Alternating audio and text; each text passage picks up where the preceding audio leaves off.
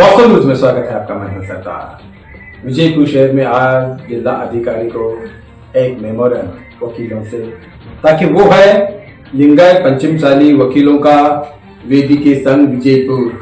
अब वहां पर इन्होंने मेमोरेंडम तो देने के लिए तो आ गए हैं, मगर सबसे पहले मेमोरेंडम ऐसा होने लग गया है मेमोरेंडम का।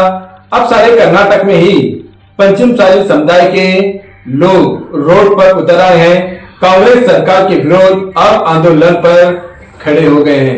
ताकि अब ऐसा हो गया है, ताकि उन्होंने जब एक मिस लाती का वहां पर एक बेलगांव में, तब एक अधिवेशन में जब उन्होंने अपना हक मांगने लग गए तो वहां पर बिल्कुल ही लाठियों का बरसात लगने लग गया। ताकि अब ऐसा हो गया है, ताकि वहां पर अगर इंसाफ मांगेंगे तो लाठी चार्ज हो जाएगा और घायल हो जाएंगे लोग, न जाने मर भी जाएंगे। अब ऐसा वहां पर बेलगांव जिले में, अब वहां पर विधानसभा के आगे अब इतने लोग घायल हो गए हैं, ताकि अब पता नहीं चल रहा है न जाने कब कब क्या क्या हो गया है वहां पर। अब तो पुलिस कंट्रोल के बाहर लाठी चार्ज करने लग गई है, ताकि अब यहाँ पर किसी का सर फूट गया, किसी के पैर टूट गए, न जाने ऐसे बहुत सारे लोग घायल भी हो गए हैं। अब तो कांग्रेस सरकार एक जिम्मेदार सरकार है कर्नाटक का, ताकि उन्होंने एक जिम्मेदारी लेना चाहिए था, मगर इस तरह से लाठी चार्ज कराने का आखिर क्या जरूरत थी। यहाँ पर वकीलों का भी, बहुत सारे वकील भी आए हैं, उन पर भी लाठी चार्ज हो गई है। आपको हम स्क्रीन पे दिखा रहे हैं, बहुत सारे बुजुर्ग आए हैं, उन पर भी लाठी चार्ज हो गया है। बहुत सारे युवक आ गए हैं, बहुत सारे राजनीति के लोग आ गए हैं, ताकि लिंगायत समुदाय का एक मिस लाठी का जिसने मुद्दा ले लिया है उस पर वो मांग पूरी हो जाए। अब यहाँ पर मांग नहीं हो पाई, यहाँ पर लाठी चार्ज हो गया। अब तो यहाँ पर ये नहीं है, मगर इसी मुद्दे पर यहाँ पर विजयपुर शहर के यहाँ पर वकीलों का संघ ये जो यहाँ पर मेमोरेंडम दे रहे हैं, अब यहाँ पर यही कह रहे हैं, ताकि जहां पर इंसाफ मांगने के लिए गया था वहां पर लाठियां बरसाने लग गए पुलिस वाले।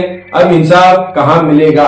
अब तो जो भी है संविधान में लिखा हुआ हक सबको, संविधान का सबको उतना ही है, मगर किसी को ज्यादा किसी को कम बाबा साहब बी आर अम्बेडकर ने नहीं लिखा।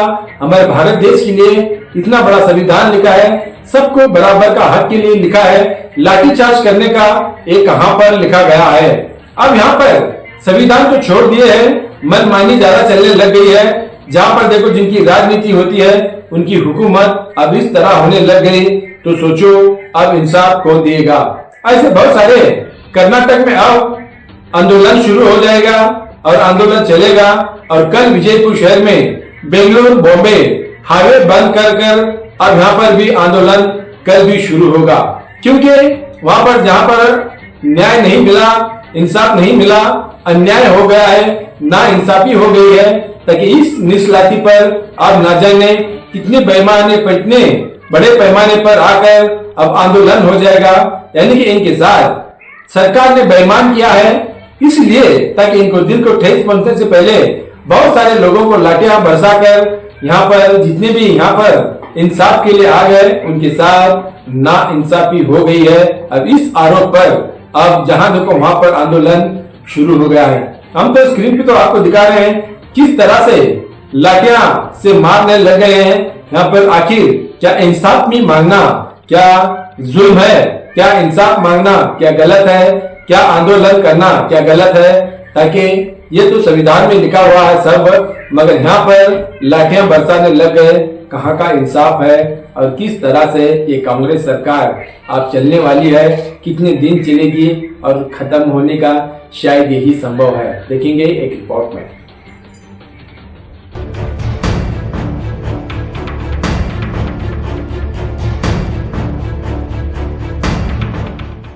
ಅಧಿಕಾರಿಗಳಿಗೆ ಮನವಿಯನ್ನು ಸಲ್ಲಿಸಲು ಬಂದ ಸೇರಿದ ಎಲ್ಲ ವಕೀಲ ಮಿತ್ರರೇ ಹಾಗೂ ಮಾಧ್ಯಮದವರೇ ಎಲ್ಲರಿಗೂ ಮುಂಜಾನೆಯ ನಮಸ್ಕಾರಗಳು। ಈಗ 2A ಪಂಚಮಸಾಲಿ ಸಮಾವೇಶದ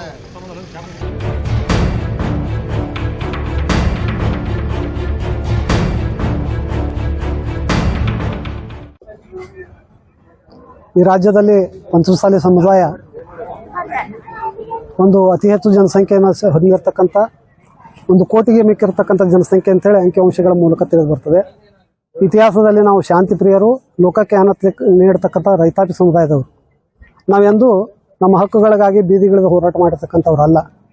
ಆದರೆ ನ್ಯಾಯೋಚಿತವಾಗಿರ್ತಕ್ಕಂಥ ಸಂವಿಧಾನಬದ್ಧವಾಗಿರ್ತಕ್ಕಂಥ 3Bಯಿಂದ 2A ಮೀಸಲಾತಿಯನ್ನು ಕಲ್ಪಿಸಿ, ಯಾಕಂದರೆ ನಮ್ಮ ಮಕ್ಕಳಿಗೆ ಸರ್ಕಾರದ ಸವಲತ್ತುಗಳು ಸಿಗ್ತಾ ಇಲ್ಲ, ಶೈಕ್ಷಣಿಕ ಸವಲತ್ತುಗಳು ಸಿಗ್ತಾ ಇಲ್ಲ, ಸ್ವಲ್ಪದರಲ್ಲಿ ಅದರಿಂದ ವಂಚಿತರಾಗ್ತಾ ಇದ್ದೀವಿ ಅನ್ನೋ ಕಾರಣಕ್ಕಾಗಿ ನಾವು ಸರ್ಕಾರವನ್ನು ಆಗ್ರಹಿಸಿ ನಮ್ಮ ಪರಮ ಪೂಜ್ಯ ಕೂಡಲ ಸಂಗಮ ಪ್ರಥಮ ಪೀಠದ ಜಗದ್ಗುರುಗಳಾಗಿರ್ತಕ್ಕಂಥ ಬಸವಜಯ ಮೃತ್ಯುಂಜಯ ಸ್ವಾಮೀಜಿಯವರ ನೇತೃತ್ವದಲ್ಲಿ ಹಲವಾರು ಹಂತದ ಹೋರಾಟಗಳನ್ನು ಮಾಡಿದ್ದೀವಿ. ಬೆಂಗಳೂರಿನಲ್ಲಿ BJP ಸರ್ಕಾರ ಇದ್ದಾಗ 10 ಲಕ್ಷ ಜನಸಂಖ್ಯೆ ಕೂಡಲ ಸಂಗಮದಿಂದ ಬೆಂಗಳೂರುವರೆಗೆ, ವಿಧಾನಸೌಧವರೆಗೆ ಪಾದಯಾತ್ರೆ ಮಾಡಿ ಶಾಂತಿಯುತವಾಗಿ ಹೋರಾಟವನ್ನು ಮಾಡಿ ನಾವು 2D ಮೀಸಲಾತಿಯನ್ನು ಪಡೆದಿದ್ವಿ. ಆದರೆ 2D ಇವತ್ತು ನ್ಯಾಯಾಲಯದ ಅಂಗಣದಲ್ಲಿರೋ ಕಾರಣಕ್ಕಾಗಿ ನಾವು ಅದನ್ನು ಮಾತಾಡ್ತಾ ಇಲ್ಲ. ನಮಗೆ 2D ಅವಶ್ಯಕತೆ ಇಲ್ಲ, ನಮ್ಗೆ 2A ಮೀಸಲಾತಿಯನ್ನೇ ಕಲ್ಪಿಸಿ ಅಂತೇಳಿ ಇಂದಿನ ತನಕನೂ ಕೂಡ ನಮ್ಮ ಮಾನ್ಯ ಮುಖ್ಯಮಂತ್ರಿಗಳಾಗಿರ್ತಕ್ಕಂಥ ಸಿದ್ದರಾಮಯ್ಯನವರಿಗೆ ಹಲವಾರು ಬಾರಿ ನಿಯೋಗಗಳು ಹೋಗಿ ಭೇಟಿಯಾದರೂ ಕೂಡ ಅವರು ಸರಿಯಾಗಿ ನಮ್ಮ ಒಂದು ಮನವಿಗೆ ಸ್ಪಂದಿಸದೆ ಧಾರ್ಷ್ಟ್ಯವನ್ನು ಪ್ರದರ್ಶಿಸಿದ್ದಾರೆ. ಆ ಕಾರಣಕ್ಕಾಗಿ ನಿನ್ನೆ ದಿವಸ ನಮ್ಮ ಹೋರಾಟಗಾರರು ಸ್ವಾಮೀಜಿಯವರು ಕರೆ ಕೊಟ್ಟ ಮೂಲಕ ನಾವು ಬೆಳಗಾವಿ ವಿಧಾನಸೌಧದೆಡೆಗೆ ನಮ್ಮ ವಕೀಲರು, ಮಹಿಳೆಯರು, ರೈತರು, ಮುಗ್ಧ ಜನರೆಲ್ಲ ಬೆಳಗಾವಿಗೆ ವಿಧಾನಸೌಧಕ್ಕೆ ಹೊರಟಾಗ, ಸುವರ್ಣ ವಿಧಾನಸೌಧಕ್ಕೆ ಹೊರಟಾಗ ಸರ್ಕಾರ ಆಡಳಿತ ಅಂತ ದುರ್ಬಳಕೆ ಮಾಡಿಕೊಂಡು ಪೊಲೀಸರ ಮೂಲಕ ನಮ್ಮ ಹೋರಾಟಗಾರರ ಮೇಲೆ ನಾನಾ ರೀತಿಯ ಹಲ್ಲೆಗಳನ್ನು ಮಾಡಿದೆ. ಅವ್ರು ತಲೆ ಹೊಡೆದಿದೆ, ಕೈಕಾಲು ಮುರಿದೆ, ರಕ್ತಪಾತವಾಗಿದೆ. ಆಮೇಲೆ ಹಾಸ್ಪಿಟಲ್ಗೆ ಅಡ್ಮಿಟ್ ಆಗಿದ್ದಾರೆ. ಸುಳ್ಳು ಕೇಸುಗಳನ್ನು ದಾಖಲೆ ಮಾಡಿದ್ದಾರೆ. ಒಂದು ಹಂತದಲ್ಲಿ ಸ್ವಾಮೀಜಿಯವ್ರ ಮೇಲೆ ಕೈ ಮಾಡಲಿಕ್ಕೆ ಹೋಗಿದ್ದಾರೆ. ಇದೆಲ್ಲ ಘಟನೆಗಳು ನಮ್ಮ ಪಂಚಮಸಾಲಿ ಸಮುದಾಯಕ್ಕೆ ಬಹಳಷ್ಟು ನೋವನ್ನು ತಂದಿದೆ. ಆ ಕಾರಣಕ್ಕಾಗಿ ಇವತ್ತು ನಾವು ಬೀದಿಗಳು ಹೋರಾಟ ಮಾಡ್ತಾ ಇದ್ದೀವಿ. ನಾವು ಬಿಜಾಪುರ ಜಿಲ್ಲೆಯ ಪ್ರಜ್ಞಾವಂತ ವಕೀಲ ಬಾಂಧವರು ಈ ಒಂದು ವಕೀಲರ ಮೇಲೆ ಆಗಿರ್ತಕ್ಕಂಥ ಖಂಡನೆ, ವಕೀಲರ ಮೇಲೆ ಆಗಿರ್ತಕ್ಕಂಥ ಹಲ್ಲೆ, ಜೊತೆಗೆ ಮಹಿಳೆಯರ ಮೇಲೆ ಆಗಿರ್ತಕ್ಕಂಥ ಹಲ್ಲೆ, ರೈತರ ಮೇಲೆ ಆಗಿರ್ತಕ್ಕಂಥ ಹಲ್ಲೆ, ಸ್ವಾಮೀಜಿಯವರ ಮೇಲೆ ಆಗಿರ್ತಕ್ಕಂಥ ಹಲ್ಲೆ, ಇದನ್ನೆಲ್ಲ ಸರ್ಕಾರವೇ ಆಡಳಿತ ಅಂತ ದುರ್ಬಳಕೆ ಮಾಡಿಕೊಂಡಿದೆ ಅಂತ ಹೇಳಿ ಭಾವಿಸಿ ಆ ಒಂದು ತನಿಖೆ ಆಗಬೇಕು. ಅದು ನ್ಯಾಯಾಂಗ ತನಿಖೆ ಆಗಬೇಕು. ನಿವೃತ್ತ ನ್ಯಾಯಮೂರ್ತಿಗಳ ಒಂದು ಅಧ್ಯಕ್ಷತೆಯಲ್ಲಿ ನ್ಯಾಯಾಂಗ ತನಿಖೆಯಾಗಿ ಯಾರು ಕಿಡಿಗೇಡಿಗಳು ಇಂಥ ದುಷ್ಕೃತ್ಯವನ್ನು ಎಸಗಿದ್ದಾರೆ ಅವರಿಗೆ ಉಗ್ರ ಶಿಕ್ಷೆ ಆಗಬೇಕು. ರಾಜ್ಯಪಾಲರು ಮತ್ತು ಕೇಂದ್ರ ಸರ್ಕಾರ ಮಧ್ಯ ಪ್ರವೇಶಿಸಿ ಈ ಒಂದು ಕರ್ನಾಟಕ ಸರ್ಕಾರವನ್ನು ಕೂಡಲೇ ವಜಾಗೊಳಿಸಬೇಕು ಮತ್ತು ಪಂಚಮಸಾಲಿ ಸಮಾಜಕ್ಕೆ ಕೇಂದ್ರದಲ್ಲಿ OBC ಪಟ್ಟಿಗೆ ಸೇರಿಸುವ ಮೂಲಕ ನಮ್ಮ ಪಂಚಮಸಾಲಿ ಸಮಾಜಕ್ಕೆ 2A ಮೀಸಲಾತಿಯನ್ನು ಕಲ್ಪಿಸುವ ಮೂಲಕ ನಮಗೆ ನ್ಯಾಯವನ್ನು ಒದಗಿಸಿಕೊಡ್ಬೇಕಂತ ಹೇಳಿ ನಾನು ಈ ಸಂದರ್ಭದಲ್ಲಿ ನ್ಯಾಯವಾದಿ ದಾನಿಶ್ ಔಟಿ ಹಾಗೂ ನಮ್ಮ SM ಪಾಟೀಲ್, ಪೊಲೀಸ್ ಪಾಟೀಲ್ ಅವರು ತಾಳಿಕೋಟಿ, ಜೊತೆಗೆ ನಮ್ಮ MS ಬಗಲಿ ವಕೀಲರು ಹಡಗಲಿ, ಕೌಲಿಗಿ ಎಲ್ಲರೂ ಮತ್ತು ಇನ್ನಿತರ ಎಲ್ಲ ನಮ್ಮ ವಕೀಲ ಬಾಂಧವರು ಇವತ್ತು ಮಾನ್ಯ ಜಿಲ್ಲಾಧಿಕಾರಿಗಳ ವಿಜಯಪುರ ಮೂಲಕ ಮನವಿಯನ್ನು ಅರ್ಪಣೆ ಮಾಡಿದೆ. ಇದಕ್ಕೆಲ್ಲ ಸರ್ಕಾರ ಅದಕ್ಕೆ ಯಾರು ಪಂಚಮಸಾಲಿ ಅವರು ಅಂತ ಕೃತ್ಯವನ್ನು ಎಸಗಿಲ್ಲ. ಅದಕ್ಕೆ ಸರ್ಕಾರವೇ ಯಾರನ್ನು ಕುಮ್ಮಕ್ಕ ಕೊಟ್ಟು ಅಲ್ಲಿ ಪ್ಲಾಂಟ್ ಮಾಡಿ ಅವರ ಮೂಲಕ ಕಲ್ಲೆಸೆತ ಚಪ್ಪಲಿ ತೂರಾಟ ಮಾಡಿದ್ದಾರೆ. ಅದು ಯಾವ ಕಾರಣಕ್ಕಾಗಿ ಅಂದ್ರೆ ನಮ್ಮ ಸಮಾಜದ ರಾಜಕೀಯ ಮುಖಂಡರ ಮತ್ತು ನಮ್ಮ ಸ್ವಾಮೀಜಿಯವರ ನಮ್ಮ ಸಮಾಜಕ್ಕೆ ಒಂದು ಮಸಿ ಬೆಳೆಯುವ ಕೆಲಸವನ್ನ ಸರ್ಕಾರವೇ ಮಾಡಿದೆ. ಈ ಸಂದರ್ಭದಲ್ಲಿ ಅದು ನಮ್ಮ ಪಂಚಮಸಾಲಿ ಸಮಾಜದವರು ಯಾವ ಕಾಲಕ್ಕೂ ಅಂತ ಘಟನೆಗೆ ಅವಕಾಶ ಕೊಡುವುದಿಲ್ಲ ಅಂತ ಹೇಳಿ ನಾವು ಈ ಮೂಲಕ ಹೇಳಿಕ್ಕೆ CM ಅವ್ರಿಗೆ ಏನ್ ನೀವು ರಾಜೀನಾಮೆ ಕೂಡಲೇ ರಾಜೀನಾಮೆ ಕೊಡಬೇಕು. ಇಲ್ಲದೆ ಹೋದ್ರೆ ರಾಜ್ಯ ಸರ್ಕಾರವನ್ನ ರಾಜ್ಯಪಾಲರು ಮತ್ತು ಕೇಂದ್ರ ಸರ್ಕಾರ ಮಧ್ಯಪ್ರವೇಶಿಸಿ ವಜಾಗೊಳಿಸಬೇಕು, ನಮಗೆ ನ್ಯಾಯ ಕಲ್ಪಿಸಿಕೊಡ್ಬೇಕು. ಅವರು ಕ್ಷಮೆ ಕೇಳಬೇಕಂತ ಕೇಳಿದ್ರೆ ಕ್ಷಮೆ ಕೇಳುವುದಿಲ್ಲ. ನಾವು ನ್ಯಾಯಯುತವಾಗಿ ನಮ್ಮ ಬೇಡಿಕೆಯನ್ನು ಇಟ್ಟಿದ್ರು ಅವರು ಸ್ಪಂದಿಸಿಲ್ಲ ಅಂದ್ರೆ ಅವರು ಕ್ಷಮೆನೂ ಕೇಳೋದಿಲ್ಲ, ನಮ್ಮ ಬೇಡಿಕೆಯನ್ನು ಈಡೇರಿಸುವುದಿಲ್ಲ ಅಂದಾಗ ನಮಗೆ ಈ ಸರ್ಕಾರ ಬೇಡ. ನಾವು ಅತ್ಯಂತ ಹೆಚ್ಚಿನ ಸಮಾಜ ಬಾಂಧವರು ಈ ಮೂಲಕ ನಾವು ಒತ್ತಾಯ ಮಾಡೋದೇನೆಂದ್ರೆ ಈ ಸರ್ಕಾರವನ್ನೇ ನಾವು ವಜಾಗೊಳಿಸಬೇಕು. ನಮ್ಮ ಮತದಾನದ ಭಿಕ್ಷೆಯಿಂದ ಆಡಳಿತಕ್ಕೆ ಬಂದಿದ್ದಾರೆ ಇವರು. ಪಂಚಮಸಾಲಿ ಸಮಾಜದ ಕೊಡುಗೆ ಬಹಳ ಈ ಆಡಳಿತಕ್ಕೆ ಬರಬೇಕಾದ್ರೆ ಇವರು ಪಂಚಮಸಾಲಿ ಸಮಾಜಕ್ಕೆ ಈ ರೀತಿ ಅನ್ಯಾಯ ಮಾಡ್ತಾರೆ ಅಂದ್ರೆ ಈ ಸರ್ಕಾರ ನಮಗೆ ಬೇಡ ಅಂತೇಳಿ ಖಂಡಿತವಾಗಿ ನಾವೆಲ್ಲ ಪಂಚಮಸಾಲಿ ಸಮಾಜದವರು ಒತ್ತಾಯ ಮಾಡ್ತಾ ಇದ್ದೀವಿ. ರಾಜ್ಯಪಾಲರಿಗೆ ಮತ್ತು ಕೇಂದ್ರ ಸರ್ಕಾರಕ್ಕೆ ಮನವಿ ಮಾಡ್ಕೊಳ್ತಾ ಇದ್ದೀವಿ. ಏನಾರ ಇವರು ಮಾಡ್ಲಿಕ್ಕಂದ್ರೆ ಏನ್ ಇವ್ರು ಮಾಡ್ತಾರೆ ಮುಂದೆ ಮಾಡ್ಲಿಕ್ಕೆ ನಾವು ಪ್ರತಿಭಟನೆಗಳನ್ನ, ಉಗ್ರ ಹೋರಾಟಗಳನ್ನ ನಮ್ಮ ಸಮಾಜದ ಸ್ವಾಮೀಜಿಯವರ, ನಮ್ಮ ರಾಜಕೀಯ ಮುಖಂಡರ ಮತ್ತು ನಮ್ಮ ಸಮಾಜದ ಹಿರಿಯರ ನೇತೃತ್ವದಲ್ಲಿ ಅವರ ಆದೇಶದ ಪ್ರಕಾರ ನಾವು ಮುಂದೆ ಏನು ನಮ್ಮ ಹಿರಿಯರ ವಕೀಲ ಬಾಂಧವರ ನೇತೃತ್ವದಲ್ಲಿ ಏನು ನಿರ್ಣಯ ತಗೋತಾರೋ ಆ ನಿರ್ಣಯವನ್ನು ನಾವು ಪಾಲಿಸ್ತೀವಿ. ನಿಮ್ಮ ಹೆಸರು? ನನ್ನ ಹೆಸರು ದಾನಿಶ್ ಔಟಿ, ನ್ಯಾಯವಾದಿಗಳು MS Patil, S M police Patil Talikoti, ಜೊತೆಗೆ MS ಬಗಲಿ ಕವಲಗಿ, ಆಮೇಲೆ ಇನ್ನೂ ಅನೇಕ ಜನ ನ್ಯಾಯವಾದಿಗಳು ನಾವು ಇವತ್ತು ಮನವಿಯನ್ನು ಅರ್ಪಣೆ ಮಾಡ್ತೀವಿ.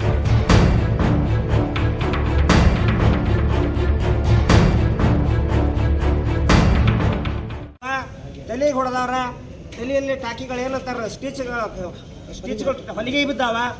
ಹೀಗಾಗಿ ಕೆಲವೊಬ್ರು ಪ್ರಜ್ಞೆ ತಪ್ಪ್ಯಾರ. ಇಂಥ ಸಂದರ್ಭದಲ್ಲಿ ನಾವೇ ಎಲ್ಲರೂ ಹೋಗಿ ಅಲ್ಲಿ ಆಸ್ಪತ್ರೆಗೆ ಸೇರ್ಸ್ಯಾರ. ಆದರೆ ಸರ್ಕಾರ ತಾವು ಮುಖ್ಯಮಂತ್ರಿಗಳು ಕೂಡ ಒಬ್ಬರು ನ್ಯಾಯವಾದಿಗಳು, ಅವರು ಒಬ್ಬ ವಕೀಲರು. ನಾವು ವಕೀಲರ ಮೂಲಕ ನಾವು ನ್ಯಾಯಯುತವಾಗಿ ಹೋರಾಟ ಕೇಳಕತ್ತೀವಿ. ಇದು ಹೋರಾಟ ಸಿದ್ದರಾಮಯ್ಯ ವಿರುದ್ಧ ಅಲ್ಲ, ಯಾವ ಸರ್ಕಾರ ವಿರುದ್ಧ ಅಲ್ಲ. ಇದು ಇವತ್ತಲ್ಲ, BJP ಸರ್ಕಾರ ಇದ್ದಾಗೂ ಕೂಡ ನಾವು ಹೊಕ್ಕತ್ತಾಗಿ ನಾವು ಸಮಾಜಕ್ಕೆ ಮೀಸಲಾತಿ ಕೇಳ್ತಾ ಇದ್ದೀವಿ. ಅವರು 2D ಅಂತ ಮಾಡಿದ್ರು, ಅದು ಆಟಗೋಡೆ ಮೇಲೆ ದೀಪ ಇಟ್ಟಂಗೆ ಅವ್ರು ಮಾಡಿದ್ರು. ಇಲ್ಲಾಂದ್ರೆ 2D ಇವತ್ತಿನ ಸರ್ಕಾರಕ್ಕೆ ನಾವು ಬೇಡಿಕೆ ಏನಂದ್ರೆ 2D ಕೊಡ್ರಿ ಅಥವಾ 2A ಕೊಡ್ರಿ. 2A ಕೊಡಲಿಲ್ಲ ಅಂದ್ರೆ 2D ಕೊಡ್ರಿ. 2D ಒಳಗೆ ಮೀಸಲಾತಿ ಪ್ರಮಾಣ ಹೆಚ್ಚಳ ಮಾಡಿರಿ. ಇಲ್ಲಾಂದ್ರೆ ಅಲ್ಲಿ ಇರ್ತಕ್ಕಂಥ ಸಮಾಜದನ್ನು ಇನ್ನೊಂದು ಸಮಾಜ ಕೈ ಬಿಡ್ರಿ, ಎಲ್ಲ ಇನ್ನೊಂದು ಸಮಾಜಗಳನ್ನ ತಗೊಳ್ರಿ, ತಮ್ಗೆ ಯಾವ ತೀರ ಅನುಕೂಲ ಆಗ್ತದೆ. ಈ ನಮ್ಮ ಹಿಂದುಳಿದ ಸಮಾಜಕ್ಕೆ, ಪಂಚಮಸಾಲಿ ಸಮಾಜಕ್ಕೆ, ಇದು ರೈತರು ಇರ್ತಕ್ಕಂಥ ಇದು ಸಮುದಾಯ, ಇಂಥ ಸಮುದಾಯಕ್ಕೆ ಕಡು ಬಡವರು ಇರ್ತಕ್ಕಂಥ ಸಮುದಾಯ, ಇಂಥ ಸಮುದಾಯಕ್ಕೆ ನೀವು ಮೀಸಲಾತಿ ಕೊಟ್ಟರೆ ನಾವು ಕೂಡ ಎಲ್ಲರಂತೆ ನಾವು ಕೂಡ ಒಂದು ಬದುಕಲಿಕ್ಕೆ ಅವಕಾಶ ಮಾಡಿಕೊಡು ಅಂತ ಕೇಳಿದ್ದು ಮೀಸಲಾತಿ. ನಾವೇನು JDP ಟಿಕೆಟ್ ಕೊಡ್ರಿ, ತಾಲೂಕ್ ಪಂಚಾಯತ್ ಟಿಕೆಟ್ ಕೊಡ್ರಿ, MLA ಟಿಕೆಟ್ ಕೊಡ್ರಿ, ಮುಖ್ಯಮಂತ್ರಿ ಸ್ಥಾನ ಬಿಟ್ಟು ಕೊಡ್ರಿ ಅಂತೇನು ಅವ್ರಿಗೇನು ಮುಖ್ಯಮಂತ್ರಿಗೆ ಕೇಳಿಲ್ಲ. ನಮಗೆ ವಂಚಿತರಾಗ್ಯಾವಲ್ಲ, ಶಿಕ್ಷಣಕ್ಕಾಗಿ ಉದ್ಯೋಗಕ್ಕಾಗಿ ಮೀಸಲಾತಿ 2A ವರ್ಗದಲ್ಲಿ ನಮಗೂ ಕೂಡ ಪಂಚಮಸಾಲಿಗರಿಗೆ ಸೇರಿಸ್ರಿ. 3Bಯಲ್ಲಿ ನಾವು ಈಗಾಗಲೇ ಹಿಂದುಳಿದ ವರ್ಗ ಬ ವರ್ಗದಲ್ಲಿ ಇದೀವಲ್ಲ, ಅಲ್ಲಿ ಇರ್ತಕ್ಕಂಥ ಸೌಲಭ್ಯ ಪರ್ಸೆಂಟೇಜ್ಗಳು ಕಡಿಮೆ ಇದ್ದಾವೆ. ಹೀಗಾಗಿ 2Aಯಲ್ಲಿ ಮೀಸಲಾತಿಯಲ್ಲಿ ಸೇರಿಸಂತೇಳಿ ನಮ್ಮ ಹಕ್ಕೊತ್ತಾಯ ಅದ.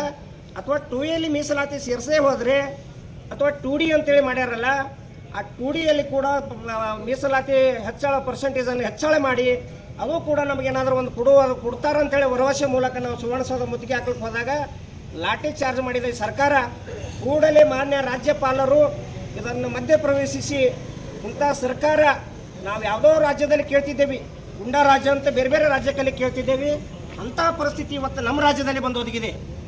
ಇಂಥ ಗುಂಡಾ ರಾಜ್ಯ ಮಾಡಕ್ಕೆ ಕಾರಣೀಭೂತರು ಯಾರಾದರೂ ಇದ್ರೆ ಈ ನಾಡಿನ ದೊರೆ ಅಂತೀವಲ್ಲ ಮುಖ್ಯಮಂತ್ರಿಗಳು, ಆ ದೊರೆಗಳೇ ಇವತ್ತಿನ ಕಾರಣ ಈ ಗುಂಡಾ ರಾಜ್ಯ ಮಾಡ್ಲಿಕ್ಕೆ.